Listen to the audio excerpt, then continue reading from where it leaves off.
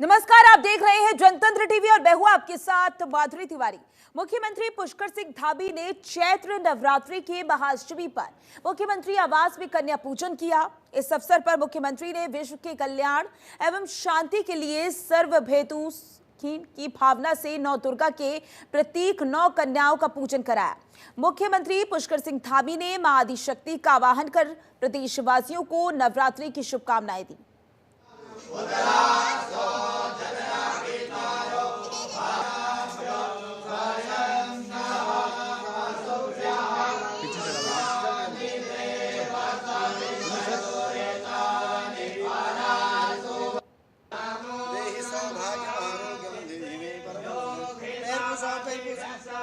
ये तस्वीरें आपकी टीवी स्क्रीन पर, जहां पर महाअष्टमी धूमधाम से मनाई गई और सीएम पुष्कर सिंह धामी कन्या पूजन करते हुए नजर आ रहे हैं।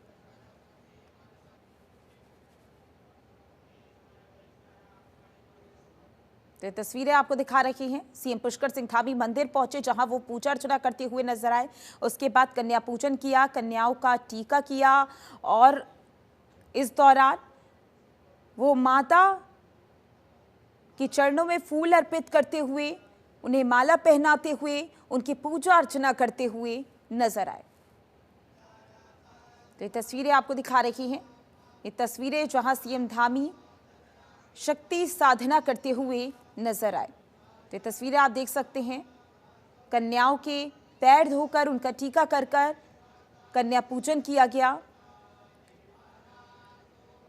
तो आज महाअष्टमी है और इस मौके पर ये भव्य तस्वीर सामने आई।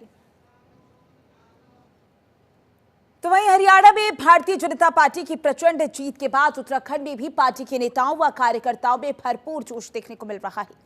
कैबिनेट मंत्री गणेश जोशी ने हरियाणा में बहुमत की सरकार बनने की खुशी में जश्न मनाया। मंत्री ने तमाम कार्यकर्ताओं से मिलकर आतिशबाजी की और सबका मुंह मीठा किया। इस मौके पर उन्होंने कहा कि ये जीत उन लोगों के लिए आईना है जो ये कहते थे कि मोदी मैजिक खत्म हो गया है।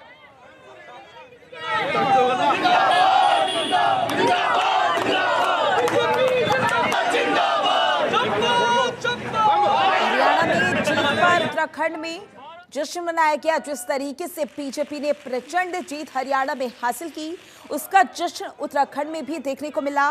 बता दें आपको, ये तस्वीरें जहां बीजेपी कार्यकर्ता जश्न मनाते हुए नजर आए। इस दौरान कैबिनेट मंत्री गणेश जोशी भी तस्वीरों में आप देख सकते हैं। आतिशबाजी की गई और हरियाणा की जीत उत्तराखंड में मनाई गई।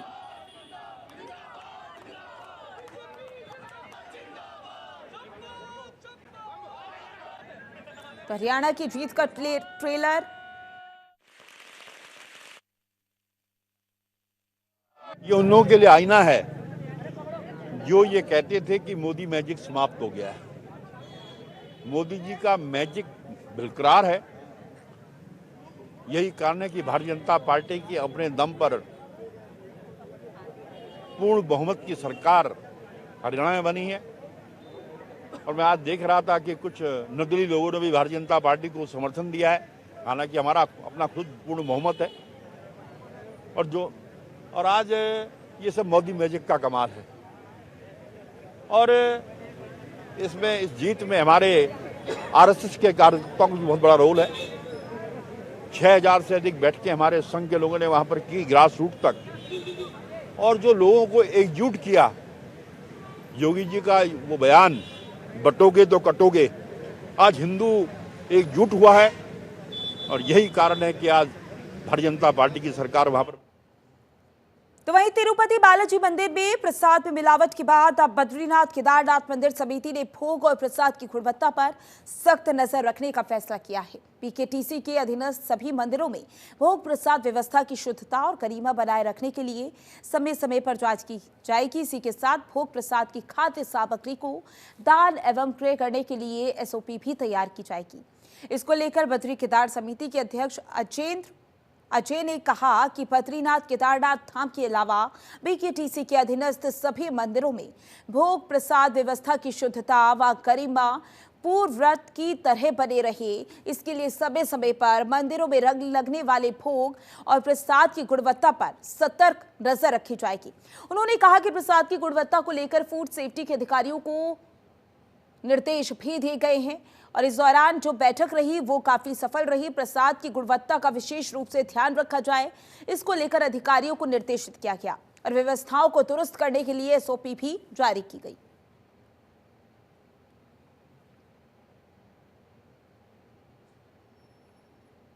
देखिए, पिछले दिनों तिरुपति बालाजी को लेकर के एक दुर्भाग्यपूर्ण घटना सामने आई थी। उसके पश्चात बद्रीनाथ केदारनाथ मंदिर समिति ने भी जो हमारे यहाँ प्रसाद भोग इत्यादि होता है उसको लेकर के कुछ एहतियात बरती है और स्वयं मैंने जो फूड सेफ्टी कंट्रोल डिपार्टमेंट के जो अफसर हैं उनके साथ में बैठक की थी। उसमें जो हमारे यहाँ पर प्रसाद और भोग इत्यादि की जो व्यवस्था होती है उसको लेकर के विस्तृत चर्चा उनके साथ में की थी और जो उनके मानक होते हैं उन मानकों का पूरी तरीके से पालन किस प्रकार से सुनिश्चित हो इसके लिए भी हमने चर्चा की थी।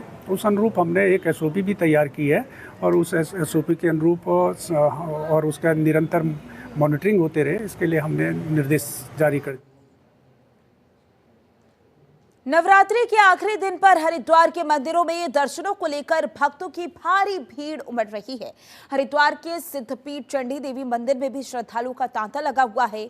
मान्यताओं के अनुसार जो भी भक्त सच्चे मन से मां के दरबार में आकर कुछ मांगता है तो मां भगवती उसकी हर मुराद पूरी करती है। चंडी देवी मंदिर के दर्शन के लिए श्रद्धालु दूर दूर से यहाँ आते हैं।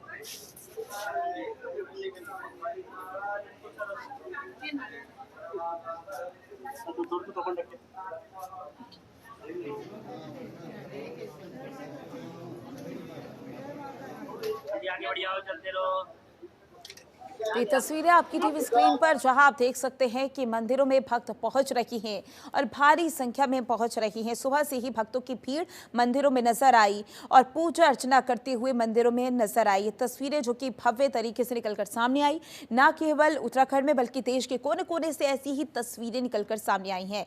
मां की आराधना और मनोकामना मांगते हुए लोग मंदिरों में पहुंच रहे थे, लाइनों में लग रहे थे, अपनी बारी का इंतजार करते हुए नजर आ रही हैं और इंतजार कर रही हैं कि कब उन्हें मौका मिले और कब उन्हें माता की दर्शन हो। तो ये तस्वीरें जहां पर जो भक्त हैं वो पूजा अर्चना के लिए मंदिरों में पहुंचे।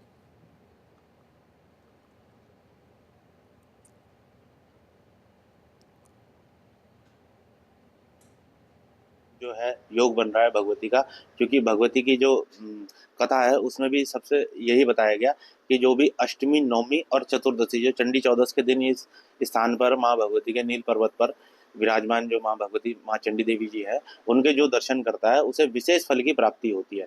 तो इस पर्व में जो है देश विदेश से, देश के सभी कोनों से सभी श्रद्धालु यहाँ पहुँच रहे हैं और माँ भगवती के दर्शन कर रहे हैं, पूजन कर रहे हैं, पाठ कर रहे हैं और हवन इत्यादि का कार्य भी यहाँ पर चल रहा है। और जैसा कि आप देख रहे हैं सभी श्रद्धालु जो है बड़े उत्साह से माँ भगवती के दर्शन करके अपनी मनोकामनाएं मांग रहे हैं। कई श्रद्धालुओं की जो मनोकामनाएं पूर्ण हो गई हैं वो अपनी चुन्नी या धागा उसे खोल करके माँ भगवती के चरणों में चढ़ा रहे हैं और अपनी मनवांछित मनोकामना पूरी करके यहाँ से। तो वहीं नवरात्र का आज आखिरी दिन है। रुड़की के दुर्गा मंदिर में सुबह से ही भक्तों की भीड़ देखने को मिल रही है। लोग पूजा अर्चना के लिए लंबी लाइन में लगकर अपनी बारी का इंतजार कर रहे हैं और मां दुर्गा की पूजा आराधना कर रहे हैं। वहीं पंडित के मुताबिक आज अष्टमी और नवमी दोनों मनाई जा रही है। वहीं मंदिर में नवमी के लिए विशेष पूजन किया जा रहा है। वहीं शाम दुर्गा मंदिर में हवन यज्ञ के बाद प्रसाद भी भक्तों को वितरित किया जाएगा।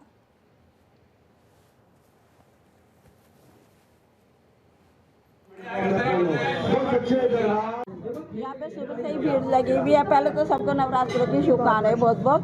और सुबह माँ का स्नान हुआ, 16 श्रृंगार हुए और सुबह से ही भक्तों की भीड़ लगी हुई है। बहुत उत्साहित हैं लोग, सब बहुत ज़्यादा उत्साहित है। शाम को 3 बजे हवन का भी प्रोग्राम है और हवन भी वो लंबा चलेगा।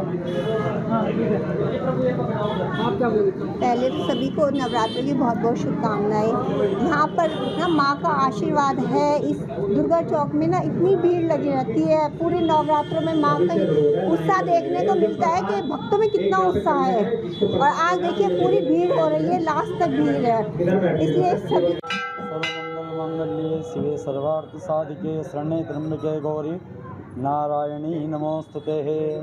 सभी नगरवासियों को, सभी देशवासियों को शारदीय नवरात्रों की हार्दिक शुभकामनाएं। और प्रथम तो मैं आपको बताना चाहूँगा, आज 12 बजे तक अष्टमी रहेगी। अष्टमी के बाद नवमी तिथि आएगी। नवरात्रों में जो भक्त प्रतिदिन व्रत आदि रख रहे हैं, जिनके यहाँ पर अष्टमी पूजते हैं, वो आज अष्टमी पे समापन कर रहे हैं। जिनके यहाँ नवमी पूजते हैं, वो आज 12 बजे के बाद कल 11 बजे तक नवमी की पूजा करेंगे। और 2 बार, एक चैत्रीय नवरात्रि और शारदीय नवरात्रि। शारदीय नवरात्रों को ही महत्वपूर्ण उपाधि इसलिए दी गई है क्योंकि इसी दौरान हमारा जो अभी ऋतु परिवर्तन होता है, तो इसलिए से बहुत ज़्यादा महत्वता दी जा रही है। तो इन नवरात्रि के शुभ अवसर पर भू बैकुंठ नगरी बद्रीनाथ धाम में मां तीला भराड़ी जी के मंदिर में जय मां नंदा सेवा समिति बामनी गांव के सदस्यों के द्वारा एक विशाल भंडारे का आयोजन किया गया। इस अवसर पर जय मां नंदा सेवा समिति के सदस्यों के द्वारा सर्वप्रथम मां तीला भराड़ी जी मंदिर में विशेष पूजा अनुष्ठान का आयोजन किया गया और सभी तीर्थयात्रियों को महाप्रसाद के साथ साथ भंडारे की उचित व्यवस्था की गई।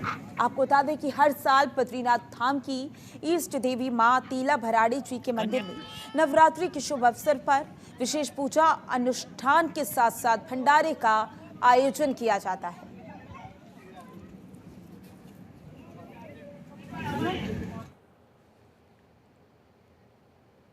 हरिद्वार पंचायत उपचुनाव में अपने प्रत्याशियों की जीत पर समर्थकों ने जश्न मनाया। कोटा मुरादनगर में प्रधान पद पर मुजम्मिल और क्षेत्र पंचायत सदस्य गढ़ की सीट पर इसराना जीती। 8 अक्टूबर को दोनों ग्राम पंचायतों में उपचुनाव हुआ और जीत के बाद समर्थकों ने जश्न मनाया। पंचायत प्रतिनिधियों का फूल मालाओं से स्वागत किया गया। मुजम्मिल और इसराना ने अपनी जीत पर प्रतिक्रिया देते हुए कहा कि जनता का भरोसा हमारी नीतियों और विकास के वादों पर बढ़ा है।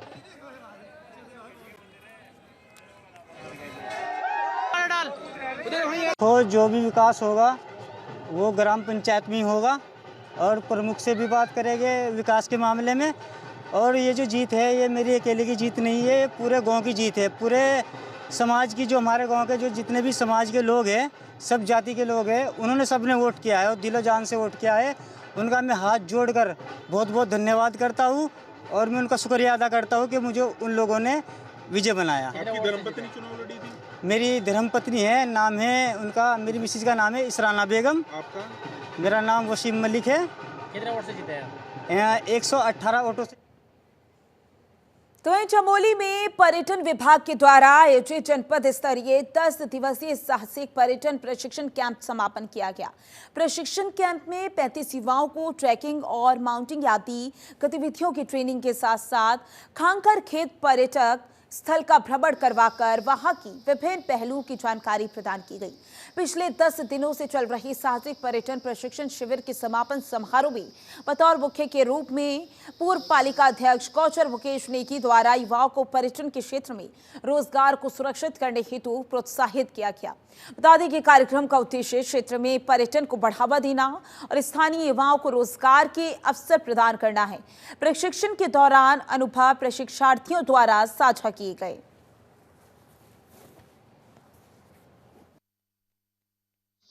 साहसिक पर्यटन के क्षेत्र में आज ये हंसकोटी ग्राम सभा में आना हुआ। मैं धन्यवाद देना चाहूँगा पर्यटन विभाग का, उन्होंने यहाँ पर आने का मौका दिया और हमारे इस क्षेत्र के जनप्रतिनिधि भाई देवराज रावत जी का, जिनके प्रयासों से ये कैंप यहाँ पर आयोजित किया गया। यहाँ पर आकर के बच्चों का जो फीडबैक मिला बहुत अच्छा लगा।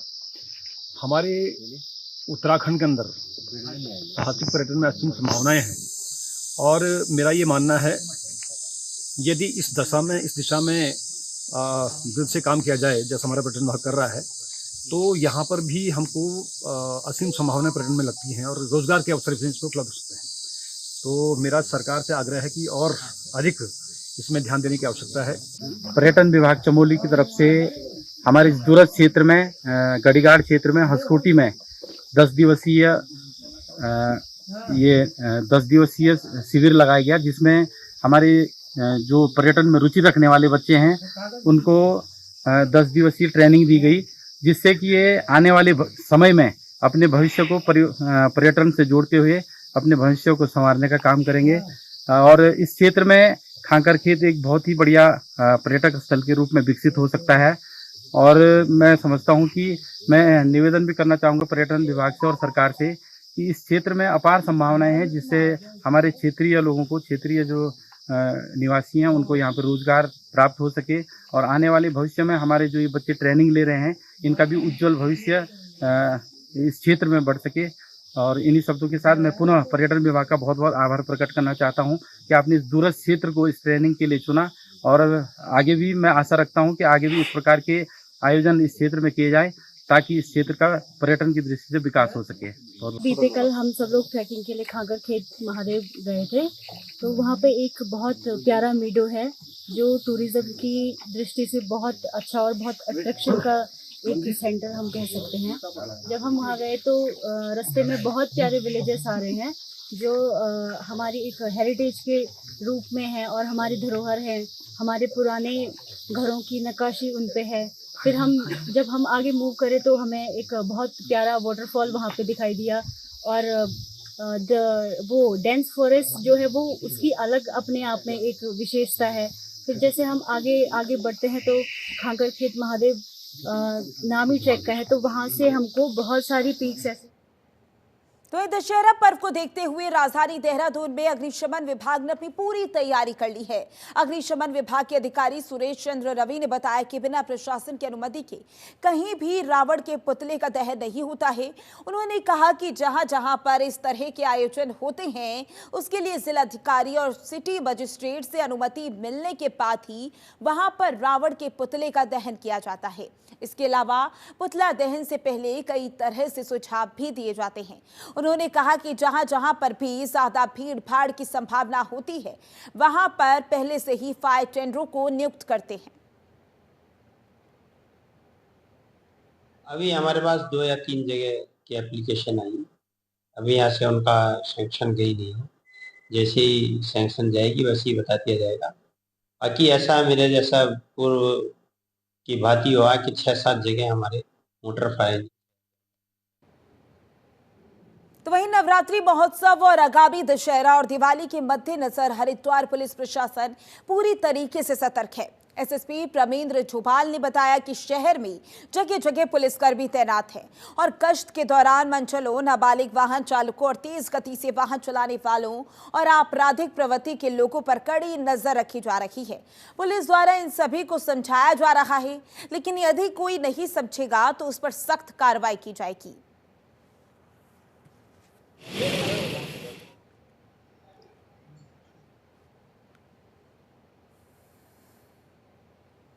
तो वहीं दशहरा पर्व को ध्यान में रखते हुए हरिद्वार पुलिस ने शहर के विभिन्न इलाकों में यातायात डायवर्जन और पार्किंग व्यवस्था की घोषणा की है।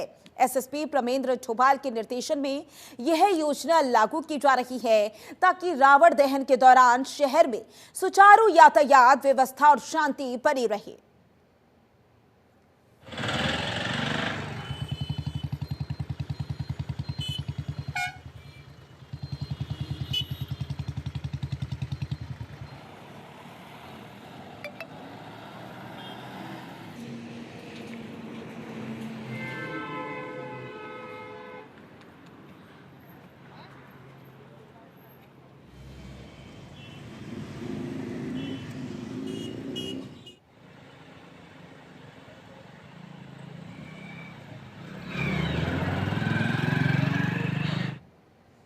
तो वहीं सौंग बांध परियोजना के अंतर्गत विस्थापित हो रहे परिवारों को लेकर शासन स्तर पर कसरत लगातार जारी है। सचिव सिंचाई आर राजेश कुमार ने बताया कि मामले में मुख्य सचिव की अध्यक्षता में बैठक हो चुकी है। साथ ही विस्थापितों के लिए दूसरे विभागों से जमीन के लिए दरख्वास्त भी की गई। जितने भी परिवारों को शिफ्ट किया जाना है उनकी उम्मीदों के अनुसार महत्व दिया जा रहा है। बताएं कि आरएनआर पॉलिसी के अनुरूप जो सबसे अच्छा होगा वह विस्थापित परिवारों के लिए किया जाएगा। जिन 30 से 35 परिवारों को शिफ्ट किया जाना है उनको साइट पर भी विजिट कराया गया है, जबकि अन्य कार्रवाई शासन स्तर पर अभी गतिमान है।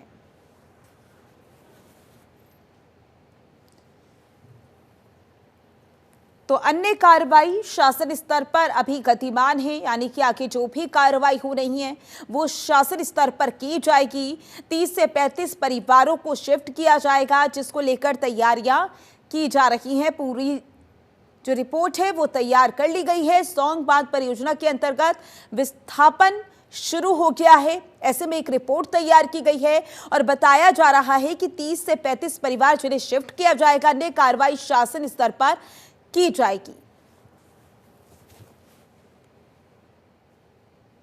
डैम में जहाँ तक विस्थापन की कार्रवाई है वो अभी चल रहा है। इसमें मुख्य सचिव महोदया के स्तर पे मीटिंग भी हुई थी और बाकी डिपार्टमेंट्स से भी हम लोगों ने रिक्वेस्ट किया है लैंड के लिए, और जितने भी परिवार हैं उनको साथ लेकर और उनके जो आशाएं हैं और उनके जो उम्मीदें हैं उनको भी हम लोग जो है उनको भी महत्व दे रहे हैं, और जो बेस्ट से बेस्ट होगा आरएनआर पॉलिसी के तहत विस्थापित गाँव के लिए वो हम लोग कर रहे हैं। तो वहीं हरिद्वार पुलिस फायर यूनिट के कंपनियों में मॉक ड्रिल कर कर्मचारियों को जागरूक किया। बता दें कि वरिष्ठ पुलिस अधीक्षक के निर्देश पर फायर यूनिट रुड़की ने टीटी के प्रेस्टीज इंडस्ट्रीज देवभूमि इंडस्ट्रियल एरिया में मॉक ड्रिल आयोजित की। तो वहीं कर्मचारियों को अग्नि दुर्घटनाओं से बचाव और फायर उपकरणों के सही इस्तेमाल की जानकारी दी गई। अधिकारियों ने बताया कि समय पर कार्रवाई से बड़ी दुर्घटनाओं को रोका जा सकता है, जिसके बाद कंपनी प्रबंधन ने फायर यूनिट की टीम का आभार व्यक्त किया और ऐसे कार्यक्रमों को आवश्यक बताया है।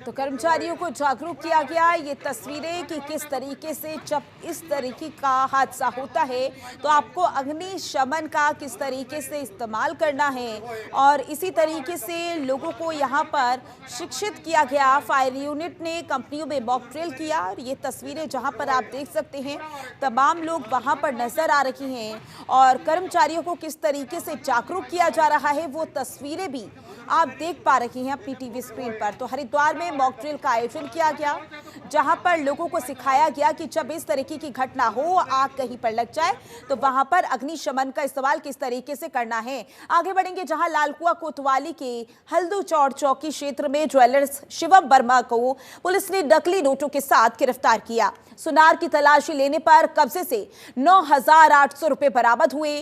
बारीकी से निरीक्षण करने पर नोट संदिग्ध प्रतीत होते हुए, जिसके बाद पुलिस ने बैंक में नोटों की पुष्टि कराई, जिसमें सारे नोट नकली पाए गए, जिसमें 500 के 12 नोटों में 5 नोट एक ही क्रमांक के पाए गए हैं।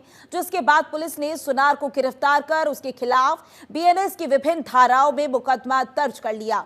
बताते चले कि अभियुक्त शिवम वर्मा ने बीते माह पूर्व यूपी के बरेली जिले में स्थित पहेड़ी कोतवाली क्षेत्र में एक युवक के साथ मिलकर नकली सोना बेचने का प्रकरण सामने आया था, जिसमें पहेड़ी थाने में सुनार शिवम शर्मा के विरुद्ध मुकदमा दर्ज होने के बाद से फरार चल रहा था।